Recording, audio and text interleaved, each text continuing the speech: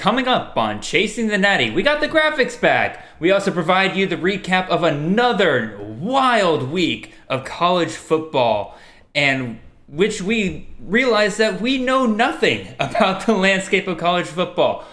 In addition to that, we'll provide you guys the best waivers at every position for this week. All of that and more coming right up.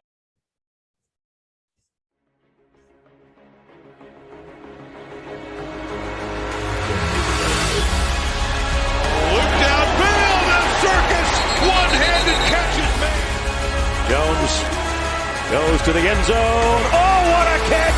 Devontae Smith, touchdown, Alabama. Watch out for Mr. Robinson. This kid is going to be special and is already flashing. This is Chasing the Natty, a college football fantasy podcast.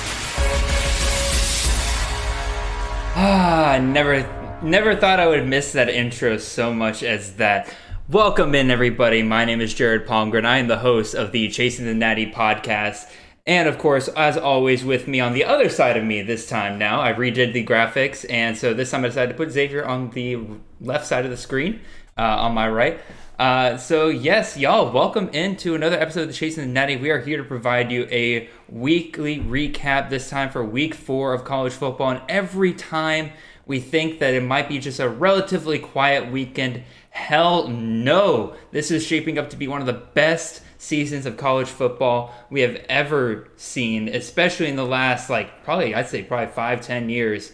This is easily one of the best seasons that we've been seeing. Upsets left and right, people constantly struggling. You never know who's going to win each weekend. So, yes, before we get started, I just want to remind y'all, make sure you are following us in every platform that we have. Specifically on Twitter, I'm at CFF_Jared. He is at CFF_Xavier. Please make sure that you are following us on Spotify as well as Apple Podcasts. Leave a 5-star review on any of those platforms that you can. And finally, make sure you're subscribed to the YouTube channel because I put a lot of time and effort into these graphics and I want somebody to be looking at them. So, with all that being said, Xavier, I'm going to let you speak now. How you doing today? I'm good. I was going to mention how you enjoyed the music in the intro because I can never hear it. It's always just dead silent for me. So I was like, I'm glad somebody's enjoying the music. I never know when it's happening. Anyway, so yeah, y'all, we got a fantastic show ahead for you guys. And so first, I'm going to change up the order this week. So I had a couple people suggest to us that we start off with waiver wire pickups and everything, and then we get to the recap later on. And I said, that's fine. This is a fantasy football podcast first and foremost. So we figure we bring you guys that information first, and then we get into the kind of game recaps and everything towards the end of the show. With that being said, Xavier, do you want to say anything else before we get started here? No, let's get into it. Sounds good. All right. So we're going to get started with our quarterback waiver wire pickups of the week. And if you're looking at the graphics, I'm just putting everybody up here on the board, but we'll take it one by one for those of you on the podcast. So we're going to start off here with Mr. Sean Clifford. So, Xavier, you want to take this one or you want me to talk about him? I can take this one. Sean Clifford, great waiver wire pickup for if you're struggling at QB at a Penn State. Had a great game. Against FBS school? FCS, Villanova. Villanova. It was kind of looking really weird in that first quarter. It was really close, 14-7. But Sean Clifford came threw over 400 yards. That's the one thing about Sean Clifford. It's he has the volume to throw for over 300 yards a game, but it's more of the pros and cons are is he going to throw picks or, things like that? He's not the greatest quarterback. He's not going to be an NFL prospect anytime soon. But for college, he has a lot of good receivers. Parker Washington had probably his number one receiver for the day. I think he had 4 receptions for over 100 yards. And then Jahan Dotson did really well too, 100 yards as well. And then there was another name. I think his name is Lambert, if I'm not mistaken. Let me look it up real quick. He's I believe he's a freshman or sophomore that they've been hyping up there at Penn State. It might be a nice little fantasy option for the future if you're doing Dynasty or C2C. Keandre Lambert-Smith. Yeah, another great receiver at Penn State. So he has a lot of weapons to work with, a lot of tools that Penn State offensive front looks, decent enough to handle. Why am I saying a lot? It's a interesting day. A lot of NFL football. Still kind of tired from yesterday. So Xavier's thrown off by the idea that his team could possibly lose to the Jets today. Oh yeah, that's happening currently right now, but it's fine. It's fine. The Denver Broncos will get it done. But yeah, Sean Clifford, a great pickup with only 27% roster. I think you should go out and take a flyer on him for the upcoming weeks. Trying to think. No, they're probably going to get in the Big Ten play coming up soon, but I don't think they have anybody of note their next game, if I'm not mistaken. Looking at their schedule here, they are facing Indiana next week. Okay. So, yeah, I think that's a great game for Sean Clifford to have. The Western Kentucky did a good job in the second half against Indiana. I think Sean Clifford can do well with his receivers, especially more talented receivers than Western Kentucky. Now, that's no discreditation to Western Kentucky's receivers, but it's just a little bit different once you get into Power 5. So, no, fair enough. And I think one more thing. You mentioned I think you forgot to really mention the fact that Sean Clifford does have plenty of good rushing ability. And so his legs are going to be able to give you at least a baseline stat line every single week. So, again, I don't expect Sean Clifford to be scoring you 30-plus fantasy points every single week, but he's probably a safe 20, I'd say, almost every single week. If you're struggling at QB and you just cannot find guys that can be consistent for you, Sean Clifford might be your guy. We'll go ahead and move on to the second quarterback here, and that is Mr. Chase Garbers out of California. And really the thing that's catching my eye here is 2 games in a row over 30 points, facing he faced Sacramento State, so that's not like legitimate competition, but doing the same thing against Washington, that's pretty impressive in my opinion, especially taking that game into overtime. And the other thing that's really kind of catching my eye is the schedule he has coming up ahead of himself. Faces Washington State next week. After that, he faces Oregon, so not the best matchup there. But after that, Colorado, Oregon State, Arizona, USC, Stanford, UCLA. Where is the shutdown defense there? Like, where is a team that's going to be forcing him to under 20 points in a fantasy game? I don't see it. So I think Chase Garbers is actively somebody you can pick up and just provide you, like Sean Clifford, just provide you a safe option for several weeks going forward. And except for 1 week against Oregon, I cannot see a team where you're going to want to bench him for the week. So I think Chase Garbers would be a good option. Xavier, have any thoughts on Mr. Garbers here?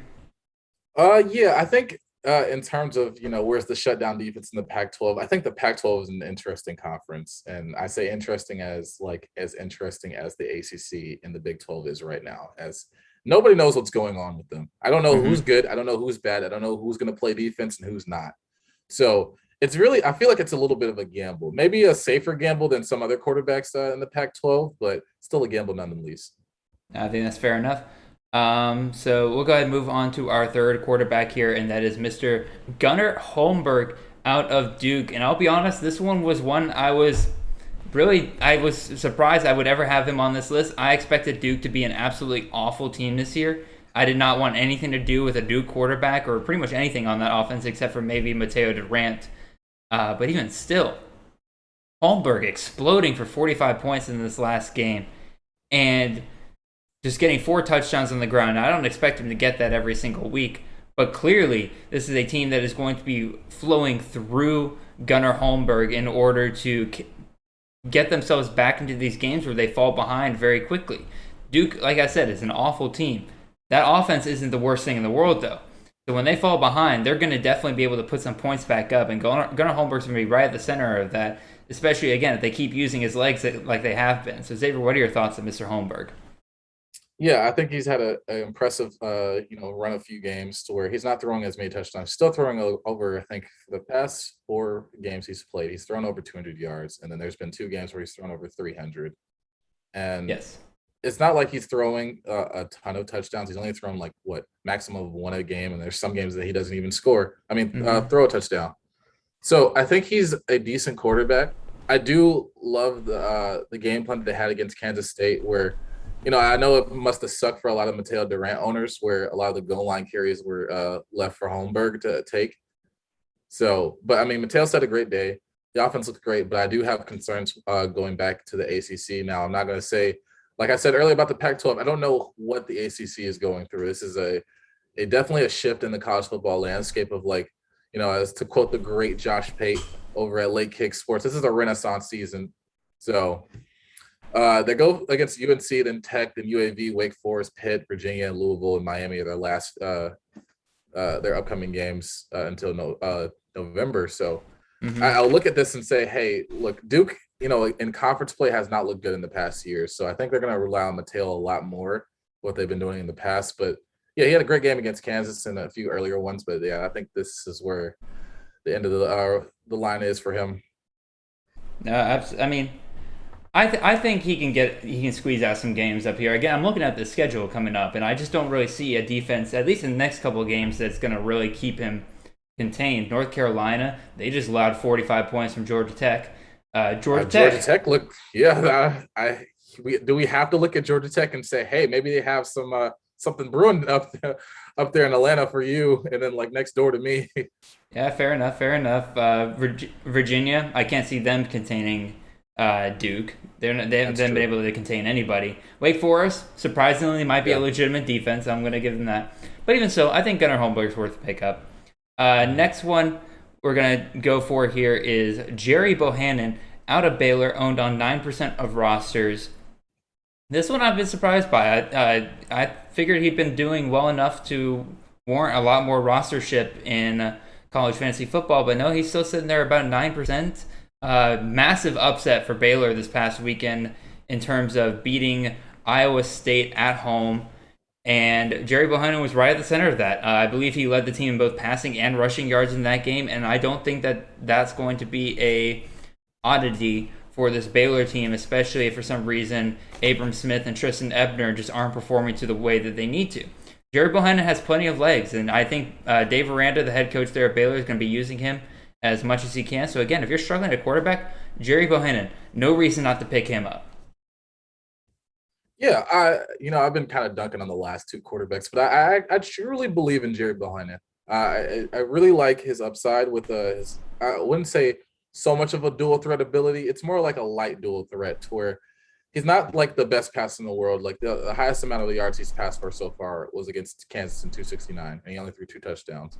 But I do love his rushing ability. Now, it's not like he's anything like a Malik Cunningham or Malik Willis or even Lamar Jackson of the past, but they do trust him with a lot of these when the play collapses and he runs out on the outside and gets those, either sometimes these are goal line carries, sometimes he's just genuinely running them in. That's the play call. They draw it up for the QB.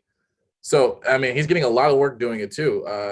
Every game so far for the past 3 games, he's scored a touchdown. And then 3 weeks ago against Texas Southern, he scored 2 on the ground and had 3 in the air. So, Jerry Bohannon and this Baylor offense, I can't believe that we're saying this. I know you early on, a few months ago where we all thought, I'm not going to just single you out. A lot of people were just not impressed with this Baylor team. The spring game did not look very impressive. We didn't think there were going to be anything coming out of Baylor. Now look at them, ranked. I think they're ranked 21, if I'm not mistaken, which, this is a very interesting season. I don't know what's happening with this landscape. They are ranked. Yep, 21. Yep, they are indeed ranked. And I'll be honest, I don't know if they stay ranked. Again, there's a lot of teams right now that just give me the vibe of like, you're ranked right now and you deserve to be ranked. Don't get me wrong, but I don't think you're staying there. Let me. Can I take the next one? Oh, go ahead. So our next quarterback, we're on our 5th one. Casey Thompson out of Texas, 21% rostered. So it's been an interesting season for Texas, to say the least. QB controversy, Texas's back memes, just things in general like that. I mean, there's so much to just like dive into the Big 12 as a whole, and then Texas is just a part of that. To where I guess the Arkansas loss was a very big sting, and kind of a it definitely was a stain. But now we have to look at Arkansas and say, hey, maybe they're legitimately good. Now I've seen people mention that, hey, maybe Arkansas was good, and also that Texas was just not as good as Arkansas.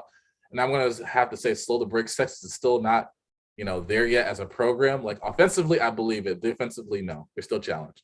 But with Casey Thompson, I'm happy to see that he's finally getting the reps at QB1 again.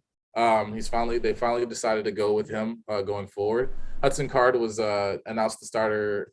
What was it? Initially for the season, and then after what was it, the Arkansas game where he got benched?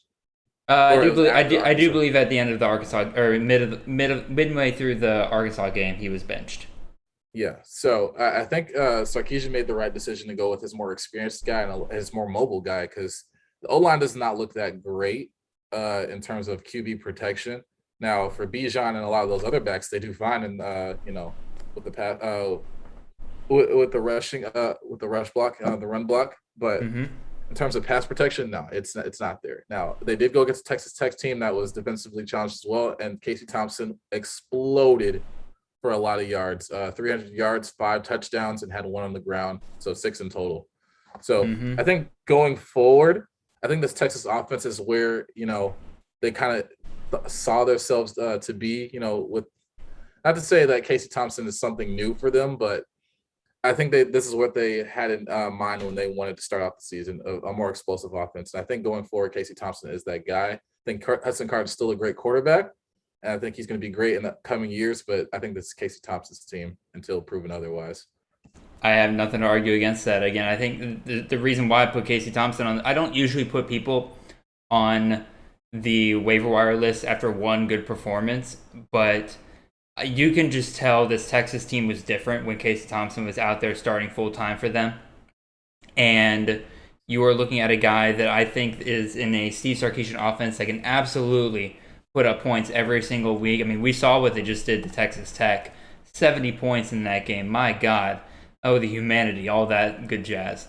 So yeah, the receivers look great. Bijan Robinson is living up to the potential of there's no reason there's no reason not to pick up Casey Thompson and just plug and play for the Texas quarterback. Anyway, you're saying, sorry. I was gonna say, they just have so many weapons. I think if I had to guess if all the people that chose Bijan first round, over some other guys, if they did, over Breece Hall and Mohamed Ibrahim, then you're kind of living life right now. Now, Breece did explode for a game this past weekend, but I think Bijan's been the most consistent so far. I wouldn't disagree with you. So with our last quarterback here, this is very similar to Casey Thompson, to where his team just looks different now that he's back in as starting quarterback. Jeff Sims came in through the Georgia Tech game against UNC and just absolutely exploded. They beat the living crap out of UNC, and Jeff Sims' legs are going to be a massive problem, a massive change for I believe Battle is his backup's name. He had some rushing ability, but man, Sims was just on another level during this game, and I don't think it was something UNC was prepared for, and I don't think it's what a lot of the ACC is prepared for. Jeff Sims, his passing still needs a lot of work, but even so, his legs are going to give him a very safe floor every single week. And Georgia Tech is, again, looking better than we were thinking at the start of the season. So I think Jeff Sims is absolutely worth a pickup. What do you think, Xavier? Yeah, I love the legs. I love where Georgia Tech is moving. I can't believe I'm saying this. It just feels weird to say that Georgia Tech might be a good football program. Am I going to look forward to that game at the end of the year? It feels weird because they lost to NIU in the first week. They did. It was very weird. But I guess the ACC is just turning on its head to where Wake Forest is the number 1 team. Mm-hmm. Yeah. So, yeah, it's just weird to say, but it is what it is. This reality we live in. Jeff Sims and Georgia Tech are, on a blood path of just, let's see who can run on and it absolutely just curb stomp. Absolutely. All right, so now we're going to move on to our running backs. We got 5 of them this week. Quarterbacks are the only one that we had 6 for. Everything else has 5. So, like I said before, if you're watching the YouTube product, you already see all 5 of our guys up there. If you're on the podcast, you're just going to have to be patient. Wait your turn. So, anyway, starting with running backs here. So, first one we got on the board. Again, I try to keep it under 40% rostership. This one barely made the cut. BJ Baylor out of Oregon State. There is no reason why he should be on this list by next week, y'all. It is very clear that Oregon State is going to ride or die on BJ Baylor in terms of their rushing game. Now, he didn't score any touchdowns this past week, but I believe he scored over 150 yards on the ground with about 19 carries. You got those stats for me, Xavier? 23 carries, 158 yards. I was underestimating his carries because, again, BJ Baylor, Oregon State, there's no reason not to pick up him by next week. Any fight back on that one, Xavier? Not really. He scored in almost every game except for this past one and still remained relevant by running over 158 yards. And he had a reception too, so if you have PPR, he got you an extra point. So we'll go ahead and move on from BJ Baylor because, again, there's not much to say there. Just pick him up. There's no reason for him to be under 40% this next week. Evan Hall, one of the big questions after the offseason was who was going to step up for Cam Porter at Northwestern, and it looked like that we were going to get a mix of like Andrew Clare, Evan Hall, Titus. There's going to be a whole mix of people there, and it was like that for the first like one or two games. Evan Hall over the past couple games is starting to solidify that backfield just a little bit more and become that main guy for this Northwestern offense. Now, the big question here is Northwestern. Are they going to have a lot of scoring opportunities? That's we'll see about that. But even still, if you're looking for just a volume guy, a guy that's clearly becoming the number one for his team, Evan Hall, I think, is a good bet. So, Xavier, what are you thinking here? I'm gonna have to disagree on this one. I think if you'd have came back to me maybe like during week 1 and brought this name up, I would have totally agree with you for the first 4 weeks. Now you're going back in the Big Ten play. They first lost to Michigan in week 1. I mean, it was a great game for Michigan State, and it was this first game jitters. You could chalk that up, but then after that, you want to get to Indiana State. You won. Obviously, Hull got the carries and the volume, and you want to get to Duke. And then he didn't rush for that well. And now, not to say that Duke is a bad program or anything like that. They obviously look better this year. They look like a up-and-coming ACC team. But then you go against Ohio, a MAC team, and he does great. But now you're going into the Big Ten. We just saw what Nebraska did to Kenneth Walker. Then after that, you have Rutgers. You saw what he did to Rutgers did to Corum. And after that, you have Michigan. Michigan's a great has a decent defense this year. Then you have Minnesota. You can probably squeak by, and then Iowa, and then just a slew of other teams. Like maybe towards the end of the year, Purdue and Illinois might be better for him, but for now, I'm just not seeing it. Unless you're just really struggling, it would more be like you have to have them stash them on your bench and play them based on matchups. Yeah, I wouldn't be surprised if next week, if he breaks up again. Who's he playing this week? I forget off the top of my head. They have a bye. They have a bye this week. Okay. Yeah. Let's see. Wait, no. October 2nd is next week, so they play Nebraska next week. Okay. I think if Evan Hall goes off against Nebraska, I think that would be good fortune for him going forward. Absolutely. So I wouldn't be surprised if he's still on this list by next week, but if he's still on this list by next week, he's on it for a reason. It means pick him up next week as well. So from one Big Ten running back to another, we have Mr. Tayon Fleet Davis. Xavier, I'm going to let you pick up this one because this is kind of a name that you were watching for big time this weekend. Yeah, Maryland has been not so much a surprise. I had them going in. I was like, I think a lot of people are sleeping on Maryland. I think a lot of people kind of wrote Talia off. Now that we have to consider, there's another Tagovailoa playing football, and obviously I think one's injured, the other one's playing well for Maryland. So a lot of people kind of wrote Maryland off. They thought they were just like, kind of a cupcake opponent that you would just go against in the Big Ten. But Maryland is slowly showing that they have a lot of playmakers on that team. And a lot of people thought it was going to be in the passing game. When you have Raheem Jarrett, Dante DeMoss, the one tight end, that's name I cannot pronounce. I will learn it one of these weeks. But I think you've mentioned that every single week that we've been on here. Because we've talked about Maryland so many times. We have, actually, yeah. But, I mean, Tayon Fleet Davis is the starting running back from Maryland. It's not like he's getting the volume of, like, a lot of these other guys, like a B.J. Baylor or Evan Hall. But for some reason, every game, he finds a way to get in the end zone one way or another.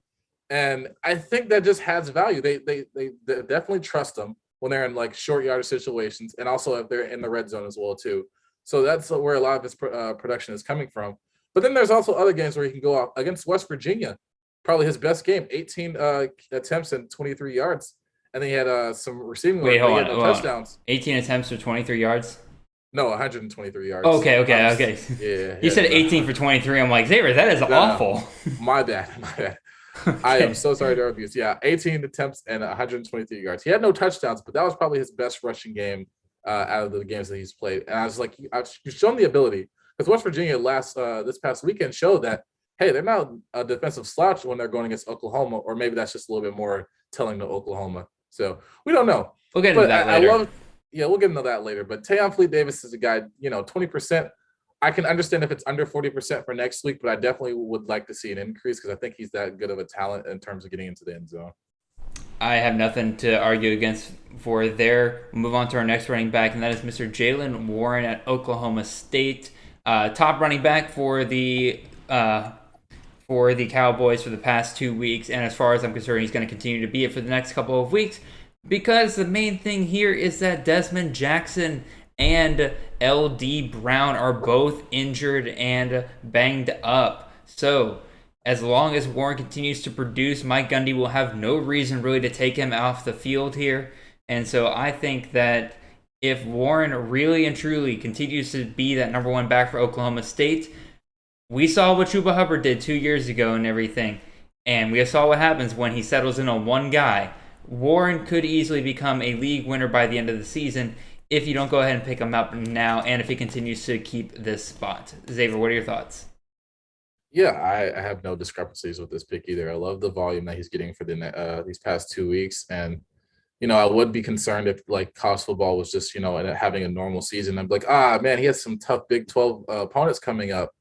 But now I have to look at Baylor and, like, are you going to play defense today, or are you going to play defense another day, another week? I don't know what's going to happen. Iowa State, Texas, Kansas. I don't understand what's happening in college football. I don't think I can comprehend it. But I think offensive for, a lot of these offensive players, especially like since this is a fantasy podcast, this is a blessing because it seems like only like 2 or 3 teams know how to play defense this year. Or at least consistently know how to play defense. Consistently. Yeah, that's true. So, yeah, Jaylen Warren, definitely a pickup. I think he should be by 40% by next week. Yeah, and so the last running back I want to throw on here is Mr. Keaton Mitchell out of East Carolina. Before the season started, Rajai Harris was really the running back that everybody was looking for on this East Carolina team. And while he's been doing well in his own regard, really it's been Keaton Mitchell that's been getting the work in both the rushing and receiving game for this offense. Over the past 4 games, he has scored over 20 points 3 out of those 4 games. That's consistency to me. That's worth a pickup on your team, especially if you are struggling at running back. So Xavier, what are you thinking here? Yeah, I think it's definitely a good pickup. It might not be at 40% because maybe people are still hesitant a little bit. Because, the past 2 games, he's had like a similar carries. He had 13 and 14, but he had over 100 yards. But then he's had like the first 2 games he had duds. Now, one was against South Carolina, which is a Power 5 opponent in the SEC. And South Carolina's, done a good job against the run so far this year against some good running backs. So I will give him credit for that. And then Appalachian State, that was his first game as a freshman. But he had a receiving touchdown. So I love the dual ability, the versatility of this back. So, yeah, I think, definitely going forward, I definitely wouldn't be surprised if this shot up. Now, if it gets to 35% or 39%, he will be back on the podcast again for next week, and he will be number 1 unless somebody else just comes out of nowhere and explodes. Yeah, I definitely have no argument here. Yeah. All right. So let us move on to our wide receivers to pick up for this week. Every week, I usually have like one position group that I kind of struggle with finding guys to pick up off the waiver wire. And I'll be honest, this week it's the wide receivers. I got a couple here that I really like, and then like the last 2, I'm just like, I'll throw them out there. If you like them, you like them. You don't, you don't. Micah Davis out of Air Force. Dude is not a wide receiver, but is listed as one. He gets maybe like 1 reception a game, maybe 2 receptions a game, but he's going to get plenty of rushing ability. So basically kind of like a Nia Smith last year, to where he's almost like a little cheat code in that way. So Micah Davis, I think, out of Air Force is worth a pickup, especially if you are struggling at wide receiver. So Xavier, what do you think here? Yeah, I really don't like military schools, but I do. I'm not a fan here. I'm not a fan either, but I can't ignore his consistency. Yeah, he's scored 3 out of the 4 games that he's played, and he's shown like actual receiver skills to where they show up in the column. There's one game I think he had like 4 receptions over 100 yards, and then he still had rushing. So I won't ignore it, and I won't disagree with you on it, but I wouldn't be too surprised if I weren't if I was let down in a couple of weeks.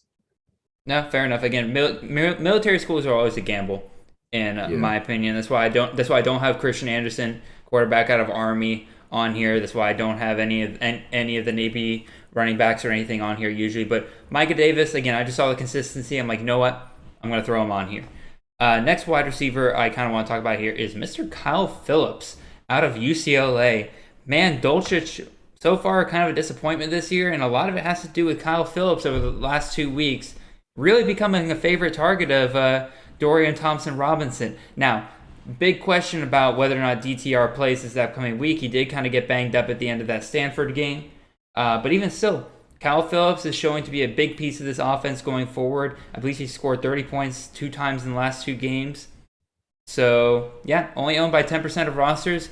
You could do a whole lot worse than picking him up and just seeing how he does on your bench for a week and then going forward. So, Xavier, what are you thinking? Yeah, you know what? Going into the season and then seeing the first 2 games of UCLA, I didn't expect their passing attack to have, much relevance, but Kyle Phillips is the obvious number one. He's their leading pass catcher. It's 16 receptions, and then everybody else, the next highest is Dolchich at 7, and he has the most touchdowns in terms of receiving in 5. So I think that's the second most on the team outside of the quarterback.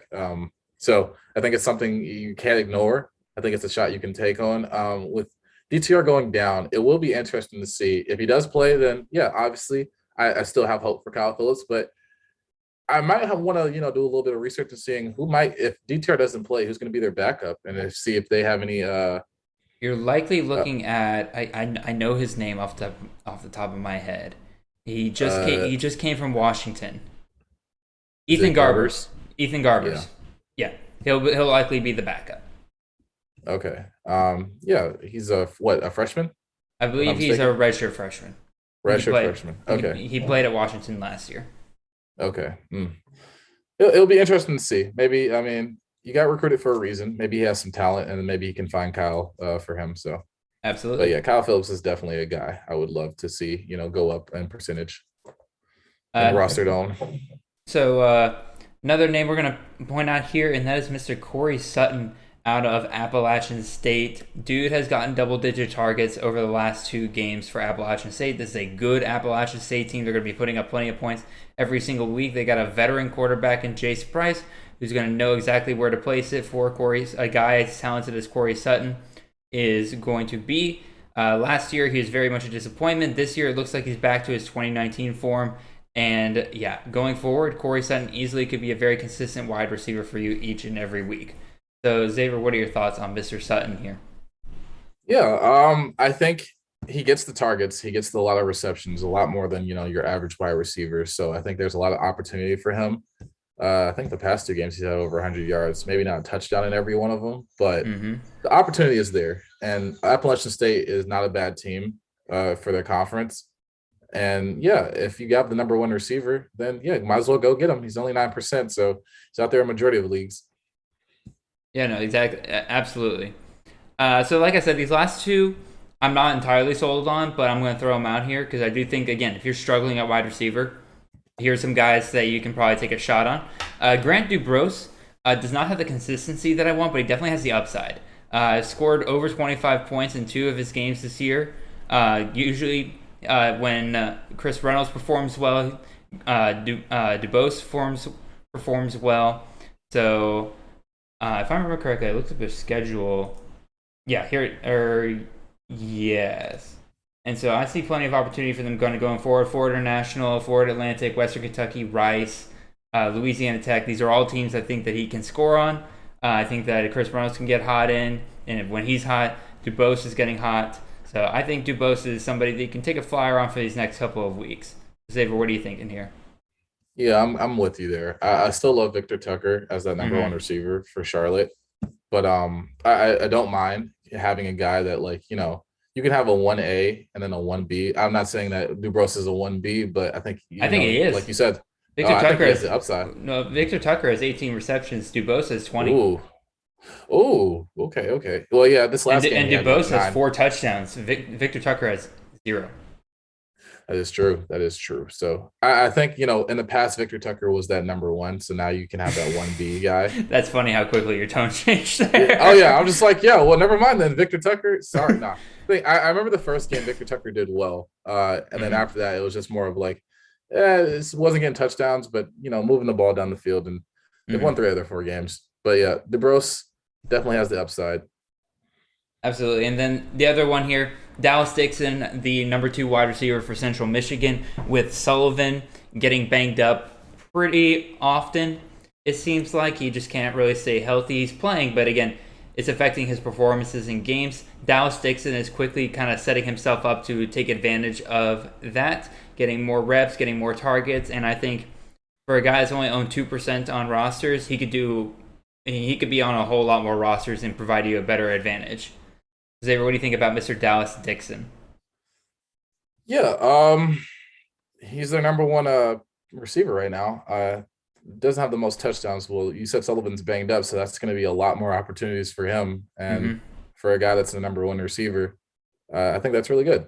21 receptions, and then Sullivan's at 18 now. Khalil Pimpleton, I still love him. I'm waiting for him to get a touchdown eventually, but yeah, Dixon is he's made a name for himself. So yep. Again, these last two I'm not entirely sold on, but again, if you're really struggling and you're like a deeper league, and these are likely guys you're going to find on your waiver wire, pick them up. Ain't no reason not to. So we will go ahead and move on to our tight ends. And so basically almost just like last week, almost the exact same list of guys. The big one that's the change here is Mr. Garrett Prince out of UAB. And I try not to get suckered by UAB tight ends, especially in the first 1 or 2 weeks. But Garrett Prince, these last couple of weeks, has been getting consistent work out of the quarterback Hopkins. So I can't not suggest him here because he's been getting, if I remember correctly, he's hit over 15 points for fantasy in the last 2 games. So I see no reason why not to just, take a flyer on him. And then, like I said, rest of the guys, all people that are, it's the exact same list. Tyreek James, Jelani Woods, Sam Laporta, Lucas Kroll, all guys that are getting consistent work over the past couple of weeks. Jelani Woods is banged up right now. That's the only thing I'll say there. But anyway, again, same list of guys. I'm not going to spend a ton of time on this. Yeah, I'll just mention Prince is he's the number one receiver for UAB right now. Is it really?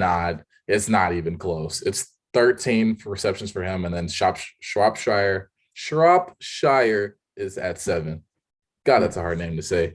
Shropshire. But I think he's a good red zone target. He can catch it at a deep ball really well as long as it's been 61. So I'm I don't doubt your ability to act like a receiver and go downfield. But also he's been getting a lot of red zone ones as well too. And the only other one I can really speak highly of is Sam Laporta. I think, Iowa is tight MU for a reason, and he's shown up for the past few weeks of scoring a touchdown at least. So I think he definitely needs to cross that 40% threshold so we don't have to talk about it anymore. I am happy that people took our advice and Brock Bowers is not on this list because I was going to go on a freaking rampage and be like, are you people not listening to us? No, 54%. That would hurt my heart. I was going to say, is this going to hurt my heart that he's not on this, that he's going to be on this list? I was like, I have raved this man up. From the get-go. He is owned in 54% of fantasy leagues now. So we have done our job. We have. Now 46% need to just catch on to the program because there's not that many other tight ends that you need to have on your roster. If you don't have Meyer or Dolchich or who else, Princeton, I'm trying to think of anybody else. That's only about 3 teams. You need to have Brock Bowers on your team. Even Meyer's not looking as hot as he did in the first few games. Anyway, so those are all of our waiver wire plays for this week. There's other guys out there. Again, do your research, all that good jazz. But those are the guys that we're putting out there and saying, hey, if you're struggling at these positions, these are the guys to go for. So, with all that being said, let's talk about some of these. Get to the fun part. Let's talk about some of these games. My God. Anyway, there's no other place to start than the upset of Clemson at NC State. Xavier, you want to take this one? Because, man. Yeah, the ACC, you are a dumpster fire. There's nothing else I can say. Your alliance with what? They're doing an alliance with the Big Ten and the Pac-12. Mm-hmm. Yeah, they're going to probably have to speed up that process because right now the SEC, it's just the SEC and everybody else. It's not even close. The fact that we're getting Oklahoma and Texas, 2 teams that don't even look that good right now. The fact that we're getting them, that's all we really need. Is sad. We still have 7 teams ranked in the top 25, but let me get off of that because I just wanted to spew some ACC hate. This game, I feel a certain type of way as a guy that drafted DJ in our league. And for all the other people that wasted a first-round pick on DJ, I didn't because our league is a little bit smaller and I wanted some other guys over a quarterback early. But I just feel for the guys that did draft DJ and had high expectations going based off that Boston College game and that Notre Dame game last season. He looked great. Now, I will say there should have, maybe we should have looked in a little bit more to like with Travis Etienne leaving and Amari Rodgers and Cornell Powell gone. Will Clemson be able to reload like a Bama? Have we seen Clemson truly reload like a Bama yet? Because people forget that Travis Etienne could have left for the draft 2 years ago, but he decided to stay for his senior year. So it's a big part of their offense that decided to come back and help out Clemson for that their season last year.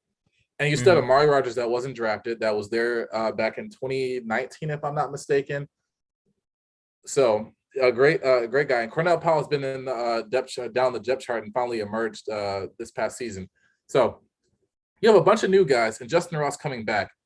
And I don't know if we mentioned this on the preview or the recap, but you mentioned about their receivers and how they are all of them are just clones of each other, just copycats. There's not like truly any separations in their skill. And now speaking of separation, speaking of separation, I don't think any one of them can truly like separate from a DB or even a linebacker. That's their problem. They don't have receivers with different skill sets. They have a bunch of X receivers out there. You get tall receivers and expecting everybody to be Julio, and it's not like that. Not every 6'6" guy is going to run a 4.4 and be able to separate from his DB. Like these DBs are getting stronger, faster, and taller, and these Clemson receivers aren't able to catch up. And that's just spelling danger for DJ and his draft stock. A lot of people are looking now as like DJ may be a terrible quarterback. And I just want you to look at the game, and it's not like ultimately DJ's fault. The play calling they're calling for him is just not helping him thrive. Honestly, for this season going forward, they should just run him more. I'm not saying like completely go over to like a Louisville style offense, but it's kind of looking like that with Shipley going down and your receivers not being able to get open, and you can't even beat lesser competition. Well, again, you were talking about the passing game a lot there, and I just was going to say, like, the natural thing would then to be turned, like, let's turn to the run game. Well, you can't do that either because this O-line can't keep up with this whatsoever. They can't run block to save their lives. Shipley's a very talented running back. And he's down. Well, it's extremely sad that he's down. I hope he gets better as quickly as possible, but regardless, like, this is Clemson. This is a team that, like, should be able to pick up a guy off the street, and you should be able to run better than they're running right now. Like, this is, like, it is crazy how quickly this O-line fell apart for Clemson. And I think that's honestly almost a bigger story than the wide receivers, because without an O-line, you can't give your DJ time to pass. And without an O-line, you can't run the ball. And if you can only do one of those things, well, then you become a very easy team to beat, just like NC State did this past week. And let's credit NC State.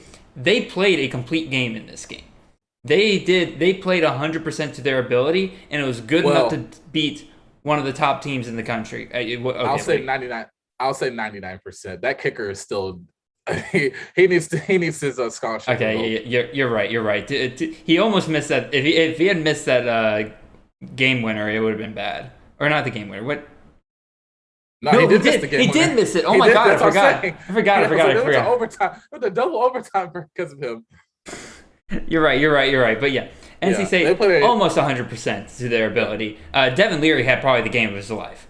Emeka Emezi, great receiver. Oh yeah, Donovan Knight and Ricky Person Jr., both of them playing out of their minds. Like, again, NC State played to the best of their ability and it was good enough to beat one of the top 10 teams in the country. And Clemson's defense is still highly rated. It's just that they're going through a lot of injuries. Like I think Nick Stokes just got hurt, and then there's another guy out there, linebacker. Brian Brzee got hurt. Yeah, so it's just a banged up Clemson team that it was just like, I think did we describe Clemson as like a wounded lion last week? Yeah, wounded tiger. I think that a wounded tiger. Oh, that was my thing, but it was a wounded lion. It was the actual. Well, it's usually just wounded animal, but even so. Okay then. NC State they ate their food. Yeah, I would say with a wounded lion, or wounded animal mode, you get one of two things. You either get them just ripping one out, trying to do whatever they can to stay alive, and you have no idea what to do. I got a fly near me. Good Lord. Man. Got him. Anyway, sorry about that, y'all. You either get them swatting just like I did that fly. You have to get them swatting around, just doing whatever they can to stay alive, or they just don't have enough energy and they just, die. And like you said, the Wolfpack feasted here. So we shall move on from there to one of the two top 10 matchups of the weekend. I would usually start with the top 10 matchups and a recap, but again, that Clemson upset was just too big to ignore. So let's move on to the first of our top 10 matchups of the weekend, and that is Arkansas versus Texas A&M. I got another flag. Dadgummit, what the heck? All right. So, you called this game right. I called it wrong. I thought Texas A&M would be a little bit more effective on offense. This game was right about the score that I expected it to be. Arkansas 20, Texas A&M 10. Very low scoring affair. I figured Texas A&M's defense would be able to step up when they needed to, and they did. Texas A&M did not lose this game because of their defense. For all the people talking about this was an elite Texas A&M defense, where did that go? No, Texas A&M's defense played to the best of their ability here against a good Arkansas offense, especially a good Arkansas run game. And if it weren't for just Traylon Burks getting wide open on one pass, this game looks a whole lot different. Suddenly it's a 13-10 game, and suddenly it's really funny how people there's a huge difference between a defensive performance if the game ends with your opponent with 13 points versus if they hit 20. You ever notice that? Yeah. Suddenly it's a not good defensive performance because of one touchdown difference on one play. It wasn't like Arkansas drove down the field on that one. Yeah, people will look back to this game and they only remember the box score, maybe a couple of highlights, but they won't remember the full story about the Arkansas defense. Now, I won't brag a little bit, but I will mention that I did think that it will come down to is Texas A&M going to rely on Calzada's arm to beat Arkansas, and they tried it. That was a mistake. With Jimbo, it was definitely a mistake that I kind of warned them not to do. And they didn't use Isaiah Spiller to his maximum capacity, and that's what really came to the detriment of Texas A&M. Now, the fact that I had probably this, premonition that Texas A&M would do that, I did think that Arkansas would take advantage. I think a lot of people coming into the season thought that Arkansas was going to be a slouch and see the work they were putting in last year and the foundation that they were building, and I think they're reaping the fruits of their labor right now. To where I know it's sad that KJ Jefferson did go down that last game, and Traylon Burks is a bit banged up. So I would like to see them in that Georgia game for a great football game this upcoming weekend. Mm-hmm. But they still have a lot of good pieces around them. I think Traylon Smith is being a little bit underrated as well too in that run game. And you still have Raheem Sanders, a great backfield. Sam Pittman coming from Georgia has kind of, not to say replicated, but brought some of that. I'm trying to think of the word. Program culture. Yeah, let's go with that. Some of that Georgia culture over to Arkansas, and it's doing well. It's actually, he's ahead of his timeline where I didn't see Arkansas being this good this fast. I knew Pittman was going to be a good coach. I thought if they gave him time, they would learn to appreciate him. But now, I think at this point, Arkansas, you have to extend Pittman for I don't know how many years to come because you own Texas. The fact I saw one joke where it was Texas is no longer referred to as Texas. It's known as it's now known as Western Oklahoma. The Western Arkansas. So I love it. I don't necessarily think it was the Georgia culture that Sam Pittman brought over. Now I think Sam Pittman brought a lot over from Georgia, but the culture at the end of the day is Arkansas's. That's why Sam Pittman's working right now. It's because Sam Pittman didn't try to bring anything to Arkansas. He's just taking Arkansas and amplifying the best bits of it. He is Arkansas. He lives and breathes Arkansas football. Yeah. That's why he is fitting so well over there and why they're being successful. When you got a guy that you're willing to run through a wall for, there's a lot that those players are able to do, even if they're not the most talented, by far not the most talented team in the SEC. We clearly saw it. By talent rating, A&M should have beaten the Tar Heels off of the Razorbacks, even though I don't think Razorbacks wear Tar Heels. But you know what I mean. Even so, it's still a good game, regardless. Again, Texas A&M, their defense coming up for them near the end. Calzada, again, I just don't understand this at all. Calzada threw for 36 times in this game. Isaiah Spiller only got 12 carries in this entire game and averaged 7.9 yards a carry. Why were you not handing the ball off to him more. Yeah, I get it. Like, a lot of that came from a 67-yard touchdown, but even still, he ran for a 67-yard touchdown. Do you not want to try that just a little bit more? Exactly, opportunity. So squandered it. So it's going to be interesting. Absolutely. Hopefully Jimbo can get back right, and hopefully they don't lose out on too many recruits. But we'll see going forward. We will indeed see going forward. So, alrighty, we'll move on to our next game, and that is going to be the other top 10, or it wasn't a top 10 matchup, but it was the other ranked versus ranked matchup for this weekend, and that was Notre Dame versus Wisconsin on Soldier Field in Chicago. Man, the final score of this game does not accurately represent this game whatsoever. So, Xavier, you want to start off with this one? I think it does. I think it tells it all the justice. We'll start off from the beginning of the game. It was a very, very slow-paced game. Neither side could break points. They only got field goal. Well, they broke points. So they got it was 3-3 for a little while from the first quarter going into the second. And then let's see.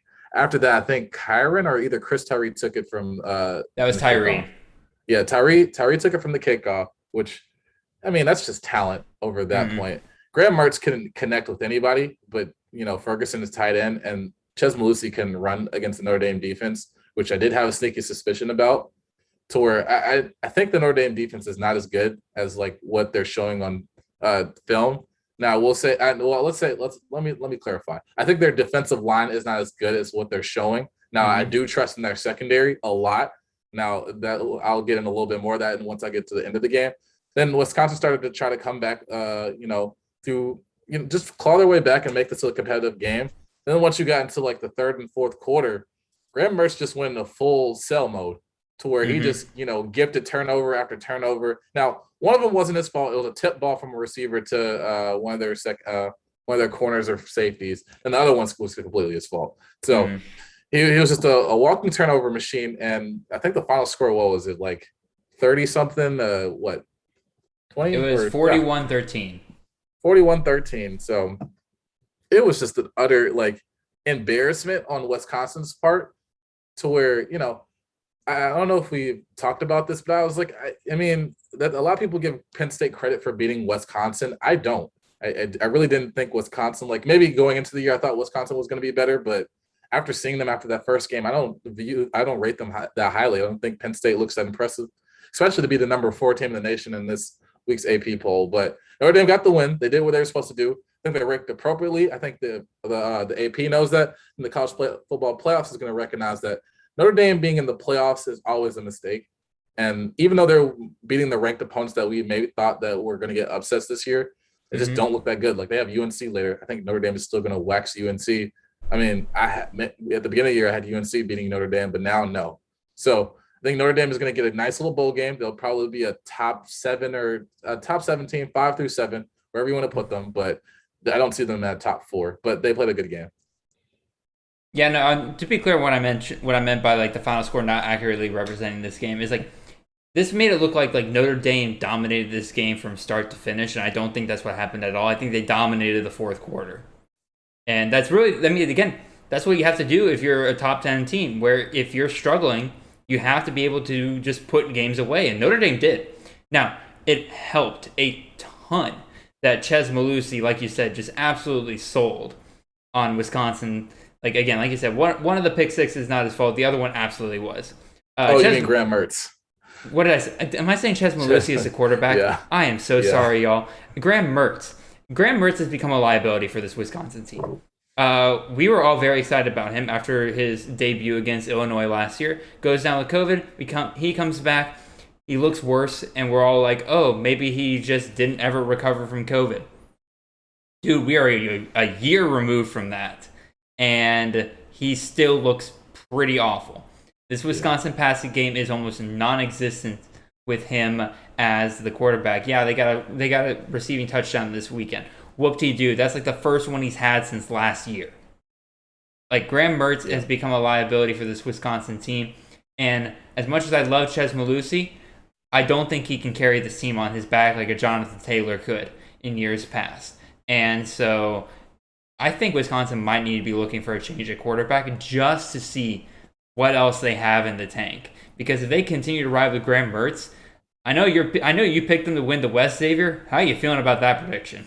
Oh God! At this point, I know I sent a DM where I was like, I made the joke. I was like, I hate college football. It makes no sense. Like, back in the past, like the past maybe 3 or 4 years, everything made sense. Maybe there were a few like discrepancies and confusing like choices that were made, but things are pretty like standard. Now I don't know what's happening. Mm-hmm. So it's just like we're in a Renaissance season. Everything is in la la and fantasy and wacky land. Georgia Tech is probably going to win the ACC by this year's logic. So I don't know. Nobody knows college football. If you predicted any of these, like, this season going out this way, you, sir, are a fortune teller. Like, pretty much the only two teams that feel like they're doing what they're supposed to be doing are Georgia and Alabama. And we're not even saying that as like Georgia fans. Like, you see the film. Like, again, Georgia looks like a top 4 team in the country. Penn State doesn't. Like in a typical year, like Oregon is questionable. Oregon, I'll give credit, but like Penn State, Iowa, those are not like if you watch the film, those don't look like a typical top 4, top 5 team going into the year. Because like if we were to have the playoffs right now, I don't think there would be a soul to pick the upset of any of those games against Georgia and Alabama. Not a soul. I don't think so either. Speaking of teams that don't look like top 4 teams and are now rightly so demoted because of it. Our last big, I call them helmet games because I make these fancy little graphics for them. By the way, again, if you're listening on a podcast, please check this section out on YouTube because I put some time and effort into these graphics. So we have West Virginia at Oklahoma. Ooh. This was not the game I was expecting it to be because, again, this Oklahoma offense is just an enigma to me right now because I can't figure out what it is that is making them struggle so much. So, Xavier, you got any thoughts on this? You know what? I'm going to take a note from the Oklahoma fans and, start with a little chant. Start Caleb Williams. Please, for the love of God, Lincoln Riley. I think it was We Want Caleb. Like, we want Caleb. Da. And then, like, Spencer Rattler at postgame was like, I don't listen to the crowd. They're not playing. And I was like, yeah, obviously they're not because with those weapons that you have, like, they're not squandering opportunities. Mm-hmm. I was like, you don't look like the quarterback that we were promised, like another 5-star guy that was going to come into Oklahoma and replicate, QBs of past, like the Kyler Murrays, the Bakers, the Jalen Hurts. Like, this is essentially probably one of the best plug-and-play, like, offenses for a quarterback to be in. That's why every 5-star quarterback keeps on committing to Oklahoma. Because they know that they have the opportunity to win a Heisman, to get to be draft eligible in the first round. Now, Spencer Rattler, you probably still have a little bit of the clout to get first round, but your draft stock is falling. I'll be honest, I don't know if he makes it in the first round now. Like if he just continues playing this way, I have no clue. I have no clue either. Now, I'll say at this point, there still might be some hope of intangibles that some scouts may, if we just develop him right and if he goes to the right system. That's the problem. He's shown zero development. Like, you can't be like, but if we just develop it. Like, this is his 3rd year at Oklahoma, if I'm counting correctly. To learn. Yeah. You redshirted your freshman year. You sat behind, Jalen Hurts your true freshman year. And now this is your full-time starting. You're draft eligible. We were expecting you to take on the legacy of Jalen Hurts, and you've kind of squandered it towards this point.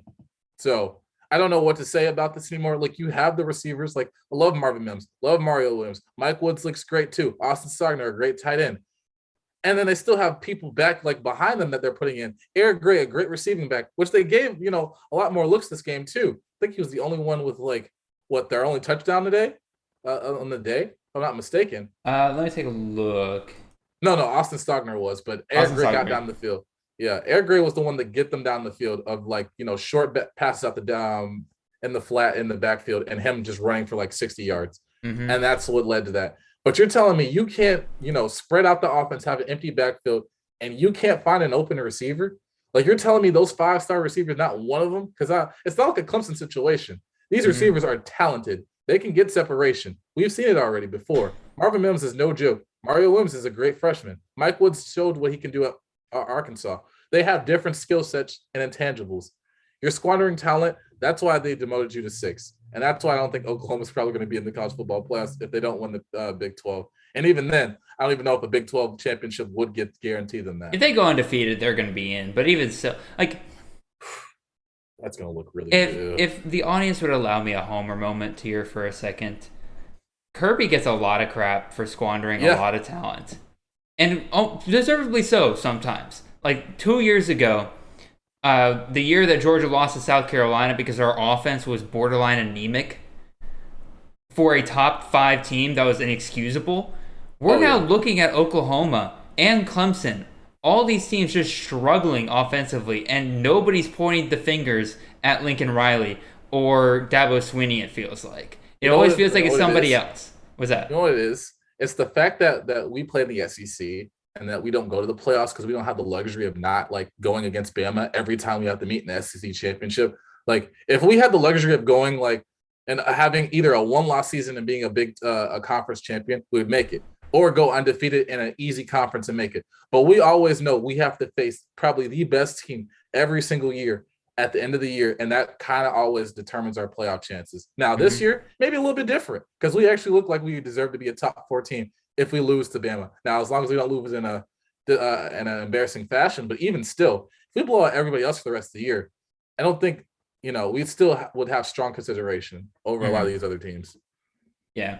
My apologies for the homer moment there, but y'all, just some of the inconsistency in college football, I swear to God. Anyway, it's really fathomable. It's just unfathomable. That's it for the fancy graphics and the helmets. But we do have some additional games here that we're going to run through a lot more quickly here. That are just going to be on the screen listed here. First game, probably one of the more surprising upsets of the weekend, even though UNC hasn't looked great. Also, Xavier, I'm so sorry, your face is all messed up there. Oh, okay. While you fix that, I'll talk about the Georgia Tech and UNC game. So with that game, this is why I think college football right now is in such a interesting season, and it's an enigma to where that entire game, it looked like the first quarter, Sam Howell's about to just run all over them and just throw darts to, Josh Downs. Then you start to see, hey, maybe that O-line is starting to collapse and they're getting a lot of 3-and-outs. Then Georgia Tech kind of gets a field goal, then they start getting up, and then things start getting out of hand very, very quickly. And Jeff Simmons is injected late, and then I'm just like, dear God, they're about to run it up on North Carolina, and they did not hold back. They did not. I don't know what to say. I know in the past I had I said some unfavorable things about Sam Howell. I'm glad I didn't never posted them because I would regret them today. But I know I've discussed them with Jared where I was like, I didn't like Sam Howell. I thought he was a very statue-like guy in the pocket, and that he needed to improve on his mobility and to be able to extend plays. Now it looks like this season he has improved his mobility. But now it seems like he has a fumbling problem because there's no excuse for 3 fumbles in a game. There's not. I can understand 1, but after that, no, there's no excuse. Hold on to the ball. You need to be this upcoming practice. You probably need to get in line with the running backs and work on ball security because it's unexcusable.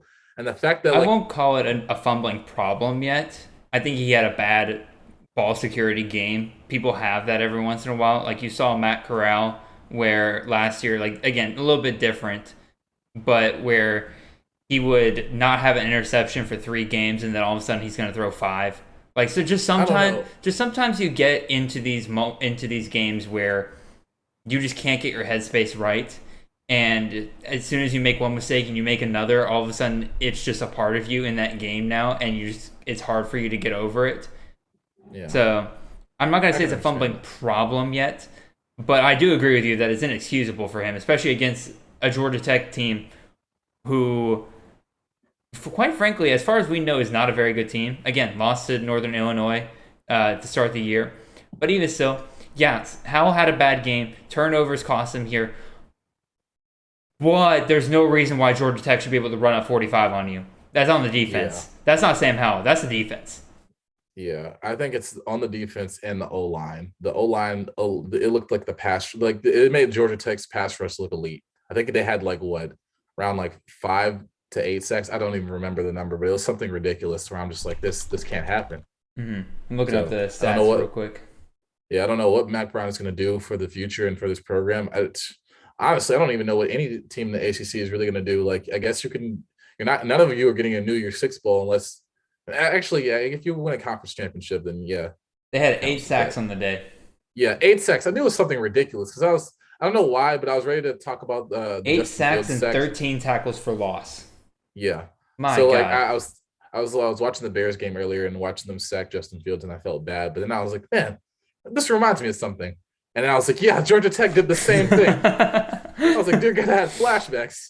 So that's what I was like. I knew it was some ungodly number that Georgia Tech shouldn't have. So yeah, it's just unexcusable on the offensive line and the defense. But I think, yeah, in the combination of that and then Sam Howell having a terrible day just was not gonna spell for a win, even if they tried to come back in the fourth quarter, which I knew it wasn't gonna happen.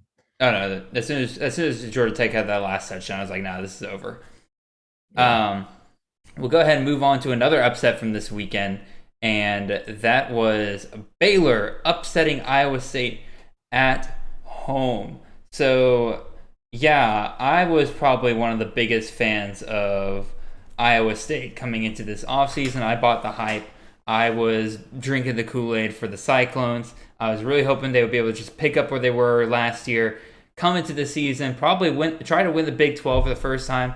And honestly, if it weren't like with Oklahoma being down, if Iowa State was just able to be consistent, they could win the Big 12 this year. Except for the fact that Iowa State also decided to regress in many fashions, specifically with Mr. Brock Purdy. This man is quickly becoming a liability for Iowa State as a whole. And the problem is, I don't think they have anyone better behind him. Baylor played an incredible game. They got up 21 I believe it was 21-3 early on Iowa State, and Iowa State tried to make a comeback there at the very end. A couple of calls don't go their way, and again, just Brock Purdy making a really, really dumb decision on the 2-point conversion to just kind of throw it up and pray. It was not a very good call, in my opinion, or just not a very good game for Iowa State here at the end of the day. And quite frankly, this is a massive blow towards their plans if they wanted to win the Big 12, because again, this is their first Big 12 game of the year. Mm-hmm. They got a lot better teams than Baylor to face down the road, and they got to be able to win these close games. That was their big problem 2 years ago, is they couldn't win close games. Last year they won a lot of those close games. Now are they back to losing these close games? If that's the case, they're looking at like a 6-6, 7-5 season, and I don't think any Iowa State fan wants that. So Xavier, what are you thinking here? Yeah, this is one of the games I couldn't watch, but because if you follow me or Jared, but mostly if you follow Jared and saw that his feed on Saturday, then you saw that the tweet of like, man, there's so many good games to watch. You just don't know which one to tune into. This is one of the ones I could not tune into because I was watching so many other upsets happen, and it was just very interesting because I saw that Breece Hall was the one that like get Iowa State to creep back in, but they couldn't convert on the 2 points. So I was just like, man, that's just really sad because I know you were a big Iowa State supporter and a big bought stock into them. So I was a little bit hesitant last season. I started to believe a little bit more as I saw him progress. And now, I kind of had a lot of hopes, like a lot of Iowa State fans of like, yeah, we're returning like majority of our starters on defense. Like I think it was like 28 or something along those lines. Well, no, they returned like 28 starters and like almost everybody on defense. Yeah, so there was just so many good things, and it was looking up for Iowa State, and then you listen to this Baylor team, and that's not nothing to discredit Baylor. I think it's surprising I have to say this. I think Baylor is probably like, yeah, a good team in the Big 12 this year, and it just feels weird to say. And the fact that you beat Iowa State, they're the reason they're ranked now. I'd never thought it would, we'd come to this day so soon, but Baylor is back in its, old prominence. No, maybe not as like far as, being in the RG3 era, but yeah. And again, I agree with you. Baylor's definitely come back a lot quicker than I thought they would. I thought losing Matt Rule to the NFL was going to kill them for a couple of years, and all those allegations too. So oh yeah, that's right. Well, God, don't even get me started on the NCAA and their pitiful way of punishing programs. Anyway. We'll move on from this game, and we're going to move on to the game I call a tale of two halves, and that was Michigan 20, Rutgers 13. Xavier, you probably had more interest in this game than I did while we were watching it, so I'm going to let you kind of take over here and you kind of express your thoughts. Yeah. Oh man, what do I have to say about this? Because it's like, like it's easy to dunk on Michigan because we've all done it so far in the past. But I mean, honestly, they've looked good this season. But I mean, their formula has been run the ball. Like that's mainly been it. And then like after they run the ball for a while, they kind of change it up, and then like they go for a little deep pass with who's their quarterback, McNamara at the time. So they'll do that, and it works. It's been working so far. But the fact that Rutgers came in knowing the game plan, I think kind of like threw a wrench in their plans to where Corum looked good for the first few drives. Like he came in with 3 carries and had 30 yards immediately. Then they put Hassan Haskins out there, and he came in, did the same thing. They threw downfield, and they gave Haskins for the goal line on the first drive. And I was like, okay, well, that's just gonna, it's gonna be a little bit of it's gonna be like this all day long. And then after that, it kind of stopped after their second touchdown where Corum couldn't really get going. So they relied on Haskins for a lot of their goal line work. And then after the second touchdown, the offense just went stagnant. They couldn't convert on downs at all. Rutgers looked like they were, stop getting to the QB, stopping them on the run, their bread and butter. So it just got really a battle of the trenches and just a battle of who wanted it more and who can score more points. And Rutgers tried to make a comeback early too, because I think they scored before halftime, and the score was really close, like 14-7 or either 14-3, and then ended up ultimately, Michigan pulled away in the fourth with their with their field goals, and that's really it. They never scored again, I don't think so. Yeah, it was just a very, I don't want to say back and forth game, but it was just more of like one of those tougher games. And I'm not going to say like Michigan's defense. Yeah, I'll call it a battle of the defenses. It's just like who wanted it more and who could get more stops. I mean, I think somebody summed it up. I think I was perusing on Reddit for this game and everything. I think somebody said it best when they're just like, this game truly is the epitome of showing just how much we just don't know about this year. Is Rutgers good? Is Michigan, it turns out, kind of bad? We have no clue. No. None whatsoever. Are these teams actually close? Was this a fluky game? We don't know. We have no clue. Rutgers now 3-1. 3-1 could be a good team. It's not like Rutgers has gone and lost to people that they just should not have. Rutgers is taking care of business every step that they should. Same with Michigan. But now they come together and it's a close game. I'm going to lean towards Rutgers is probably a little better than we're thinking.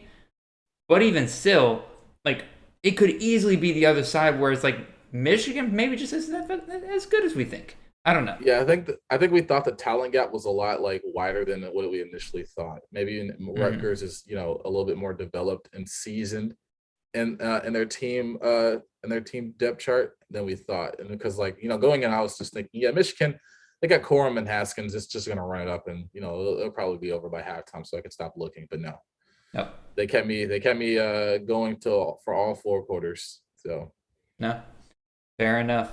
All right, we'll move on to our next game here, and usually I like to go back and forth with who takes the lead in the discussion. But Xavier, you've been having a kind of you've been kind of putting yourself tying yourself to Michigan State here this year. So I'm going to let you kind of lead the discussion here. Michigan State 23, Nebraska 20. Xavier, what are your thoughts on this game? It's the same thing from last game. I don't know who. I'll say this: I know Michigan State is good, but I don't know what Nebraska is. What is their record right now? They're 0-3 or 1-3 or something. I believe they are 2-3. 2-3. They beat Buffalo and they beat Wofford. Yeah, so they beat teams that. Fordham. I don't know. Fordham's the team they beat. Fordham. Okay.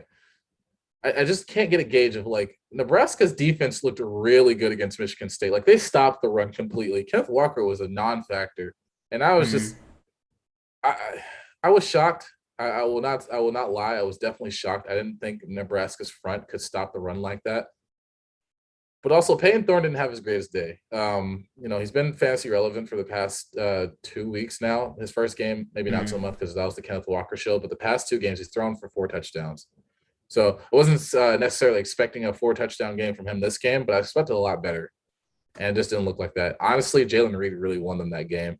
Oh yeah. He returned a punt. He caught a lot of great passes.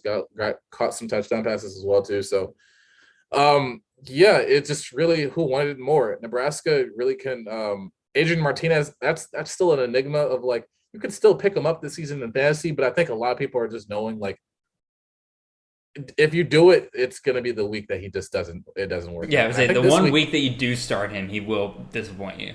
And I don't even know. I think this week he didn't have the greatest of the week. No, he did. I was compiling the stats this morning. He scored almost 30 points again this year. Oh, okay. So yeah, it's just always an enigma with him. Where I'm just like, I know as soon as I pick you up and put you on my team, it's not gonna happen.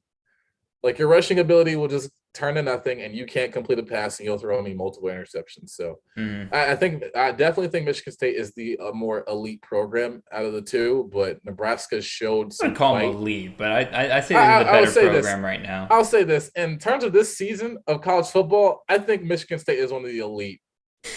They definitely look like one of the better teams. I don't know, I don't know what you want to say about I don't rate Penn State or Iowa that highly. I rate Michigan State probably as in my personal opinion, the best team in the Big 12. Best team in the Big 12? Yeah. Oh no, man, Big 10. Wow. too many big conferences. Just need to, get together and make a super conference to compete with the SEC. The Big 22. Yes. I mean, they still wouldn't have the correct number of teams then because it'd be 24 teams. God, why are we so bad at naming things? Yeah. Anyway, let's move on to the next game here, and that is LSU 28, Mississippi State 25. I don't think we actually did a preview on this game last week, which if we didn't, shame on me. Because, yeah, I'm looking back on our list of games here from last week, and LSU Mississippi State's not on here. Shame on me. I don't know why I didn't include this game last week. This was probably, in my opinion, one of the more interesting games going to this weekend. Yeah. I don't think if LSU lost this game, especially if they lost it convincingly, I think it might have been the end of Ed Ogeron. Absolutely. If this is definitely one of those teams where LSU had to just come in here and prove, listen, if we can't beat Mississippi State, there's no way we're beating Bama. There's no way we're beating Arkansas. There's no way we're beating Ole Miss. A&M, their offense is still very questionable. But even still. Hell, Missouri as well, too. Exactly. LSU, I think this was a bigger win for Ed Ogeron than I think a lot of people are kind of giving him credit for, especially since it really took Mississippi State coming back big time in the fourth quarter in order for this game to be even close, because LSU is winning this thing pretty definitively throughout most of it. And so I think it was a good day for LSU for the most part. They did what they needed to do to win. Now, again, if I remember correctly, and let me just look up this game real quick, the run game once again struggles for LSU, which again is, in my opinion, is the reason why they aren't scoring more points. If they were able to run and pass, LSU would be one of these teams where you never know how many points they could put up on the scoreboard every week. Right now, I think they are going to be limited to right around that 28-35, with even as great of pass catching options as they have, like Cole Taylor. Their tight end has kind of emerged. Yeah. Some of these receivers, freshman receivers, Brian Thomas, Deion Smith, are coming up now. Keishon Butte once again had a great day. They got great options there, but again, as soon as they run into a team where they have DBs that are able to slow those guys down, it's going to be a problem for LSU. So, Xavier, any more thoughts on this game? Yeah, I watched this game. I had a few players playing. I had Max Johnson and Keishon for the stack, and it was a great day for that. But, I mean, you know what? I kind of you feel bad now because I was one of the biggest Max Johnson believers going into the season. I had him rated over Miles Brennan. I thought Max Johnson should have been the starter. Mm-hmm. And now I'm looking at it now. And I'm like, man, if Miles Brennan was healthy, I think I probably would have wanted Miles Brennan now that I'm seeing the games. David, I'm getting chills over here for you admitting that because I was a big Miles Brennan guy. I know. It feels weird. It's like watching Max Johnson play. It's not that he's doing anything wrong. It's just that, without the run game and him having to rely on his own legs, which he can get those downs, but he's not like a guy that's going to throw for 60 times a game. They play very conservative with him. to where I don't even think, if you're looking at that game right now, did he even throw more than 25 attempts? Probably like 27 at max, if I had to guess. He threw for 280 yards, and the box score says he threw 27 times. Yeah, so 27 times max. I don't think they give him like enough free reign. With Miles Brennan, I think in that game he's throwing at least 45 times, because if Will Rogers is throwing 60 times for the past 3 games, why is LSU not doing the same thing? They probably would ramp the score a little bit more, but I mean, yeah, like you said, if they're going against teams with decent DBs, it's not much you can do, and you're not having that much faith in your quarterback to, give them the launch codes.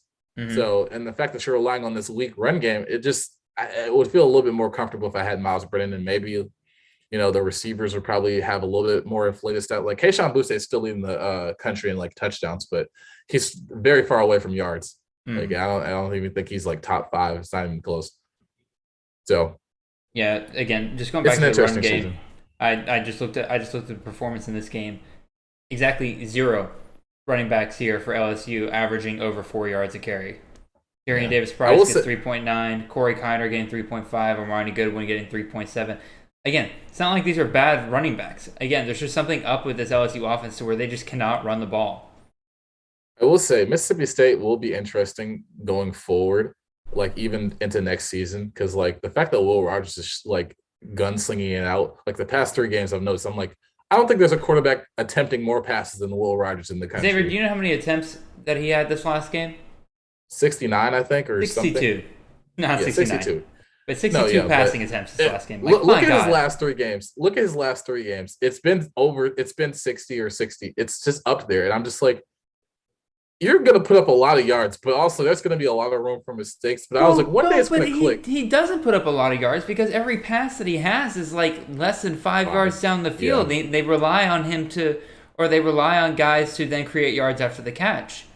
Yeah. But that's not working right now. Yeah, it's not. Jaquavius Marks, I mean, great guy, great running back for PPR, and great receiving back. But yeah, he's not throwing more than 5 yards. And also, it's like Jaden Wiley is not completely back to where I'm just like, man, you were that great freshman. Austin Williams, like the guy that was supposed to start over him, doesn't look that impressive as well too. Then I mean, I know you like Marshawn Polk.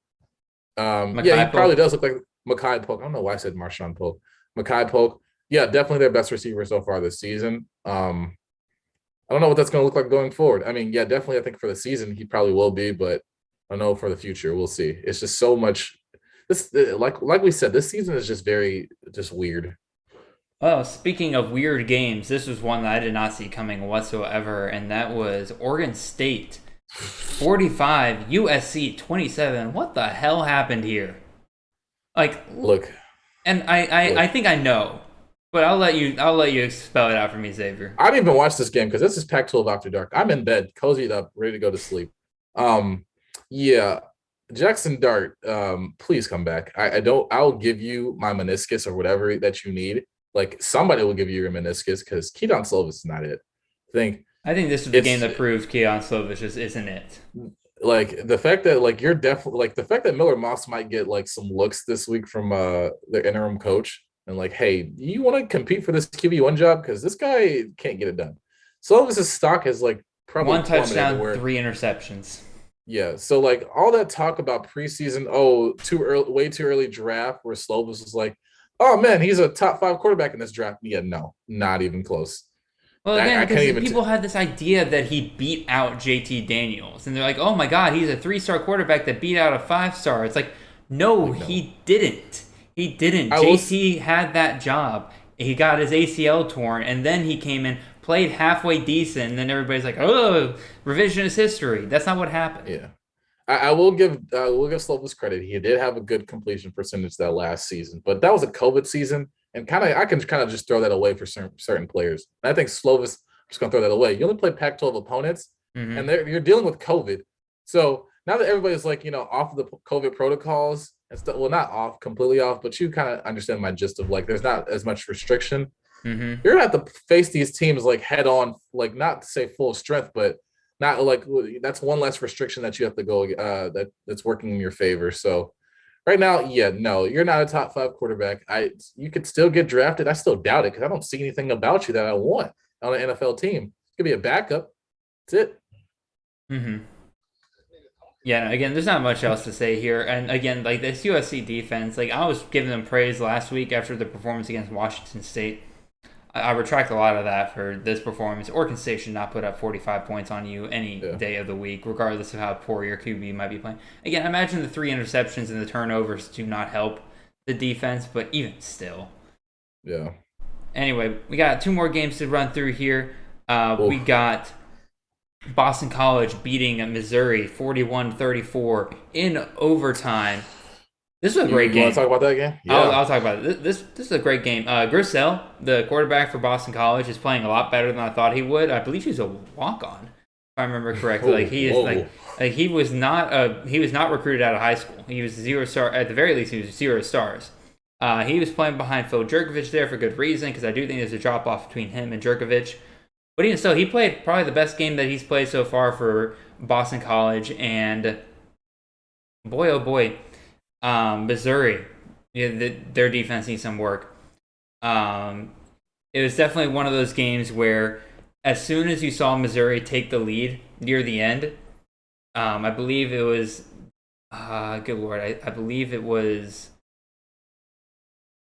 they had 24 points. They scored a touchdown to go up 31-24 to 28. You just knew as soon as it was like 2 or 3 minutes left in the game, and you just knew in that moment Missouri was not going to be able to get a stop. Boston College was going to be able to score. Now, thankfully for Missouri, their offense is capable, and they were able to then score a field goal in order to send this game into overtime. But even still, that was what was the problem here at the end of the day. Boston College, in overtime, without really even trying that hard, tosses a touchdown to Zay Flowers in the end zone. They get a touchdown. So now it's Missouri's turn. Bazelak almost immediately throws an interception, and that was it. It was just one of those things where I don't think no matter how many times they went into overtime, that Boston College was going to score a touchdown every single time. And Missouri was not going to win this game because their defense just couldn't stop they couldn't stop a feather if they wanted to. Yeah. I caught the tail end of this game because I started seeing it get kind of close, and I was like, isn't the Boston College QB supposed to be a backup? And he didn't even have the greatest of days. Mm-hmm. So I just think, I feel bad. I not to say I don't feel bad for anybody on Missouri. Maybe Tyler Beatty a little bit because his talents are being wasted, but he still looks great running back this year. If you drafted him in your drafts, good for you. Because I sure going into the year, there was like some controversy about Tyler Beatty, and there was another back that a lot of people were thinking were going to cut into him, and then Beatty kind of took over. Well, I got worried because I didn't see him get a ton of usage in the spring game and everything. But then he put on 20 pounds, and they're just like, all right, you can be a legitimate 3-down back for us. And I'm like, bet. Yeah, but I will say I feel for Boston College because this would probably be the season for them to like win it all in the ACC. They're 4-0? They are 4-0, but I think that ends at some point, like against Wake Forest or another team. So, but I feel for the most is Zay Flowers. I loved, seeing his progression as a wide receiver over the years. Like last year, he showed a lot of great flashes, and this year I was like, oh man, him and Jerkovich are going to put it together and have a nice little tandem. To where, honestly, a Jerkovich Zay Flowers stack would have been probably one of the best stacks to have. Mm-hmm. And now we have to, kind of just get used to quarterback. What is it, Grissel? Yeah, Grissel. Zay Flowers. Yeah. So, I mean, Zay Flowers still had a good day, but he didn't have over the 100 or 200 yards that he was getting, with Jerkovich in the lineup. So it's definitely a drop off. I feel for Boston College and their fans because it's probably the best season, the best opportunity that they had, because next season, a lot of teams are going to start reworking or retooling, and Boston College is going to have to do the same as well if they're going to lose Zay and if Jerkovich declares. So that's all I have to say about that. No, fair enough. And so one last game we're going to throw in here. You guys knew this was coming because we're homers. Oh, my God. I forgot about this game. I think you just blew out your mic and mine. I'm sorry. It's all good. It's all good. Anyway, Georgia 62, Vanderbilt 0. This was a beatdown of historic proportions, and we just again, give us our moment, guys. Yeah, I know it's Vanderbilt. It's hard to beat anybody 62-0, and this game we could have hung 100 in this game if Georgia had wanted to. There were 2 turnovers within the 15-yard line of Vanderbilt that kept this game from being even uglier than it was. This was, again, a beatdown of historic proportions. And just let us have our minute here. I'm going to let Xavier talk. Okay. Oh my goodness. I'll start off by, establishing like some context. I think for the 4 years that me and Jared have been, when we've been at the University of Georgia as undergrads, we've only seen Georgia score over 50 points probably like once or twice. Mm-hmm. So for us to see this like actually happen and to do it against a team that we're supposed to do it against is a very touching moment and a surreal moment for our offense and our offensive hopes that we had coming into this season. Now, I'm not saying that, hey, we told you so that the Georgia passing game is there and this and that. Like, obviously, it was a balanced game, and we've definitely found some gems in our offense. Ladd McConkey, I saw him in the spring game as a homer and a guy that follows Georgia closely. I wasn't expecting him to have this type of production in his freshman year. I did not see him even cracking the starting lineup, and he did. And it was against Vanderbilt, but I honestly legit am looking at him for like, hey, we're probably going to need you down the stretch in these tougher games. And Brock Bowers has lived up to everything that I've hoped as a tight end. Mm-hmm. And for all those that say we don't use the tight ends, I'm just happy that, George is proving you wrong. And also I love that, a lot of the top tight ends in the nation out of high school are giving us looks as well. Pierce Spurlin, if you're listening, please come to Georgia. I know you do, because there's nowhere else you're going to get this type of production. I promise you, we will throw you in there. If you're doing Brock Bowers type of things, you will get in the offense. We will reward you for your talents. I think this is a hashtag. Hashtag Delp is a dog. Yes. Oscar Delp. Oh, yeah. I forgot. That's what I meant. Pierce Spurlin's already committed. So good for you, Pierce. Also, Oscar Delp, come to Georgia. It seems fun over here, right? It does. But absolutely. Enough of the recruiting. Let me get to the defensive side of the ball. Now, I know in the past week, there has been the question of, is this probably the best Georgia defense of all time? I will say no. Or not in all time. I'll say in recent memory. I'll say no. I think our 2017 defense was probably the most balanced defense that we had on all sides of in every facet on all three levels. This has probably the best D-line we probably had in a long time, arguably probably all time. I have never seen a front like this in my life. I know I'm young, but I know there's been a lot of great defenses in the past of like Nebraskas and Miamis, but I have never seen a defensive line do anything like this and have the linebackers in the back too that are making good tackles. I know Jared's probably been the biggest guy about this for the past 3 years, and I told him to wait on it.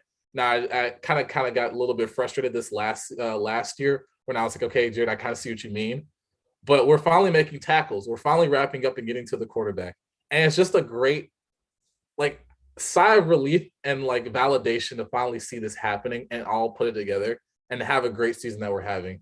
So I'm sorry to all the Vanderbilt fans, if there are any Vanderbilt football fans, but this is just what happens when you have the number 2 team in the nation come into a suspect SEC East team, or not even a suspect SEC team. I think, honestly, your SEC card should be revoked because, honestly, you just haven't been doing much.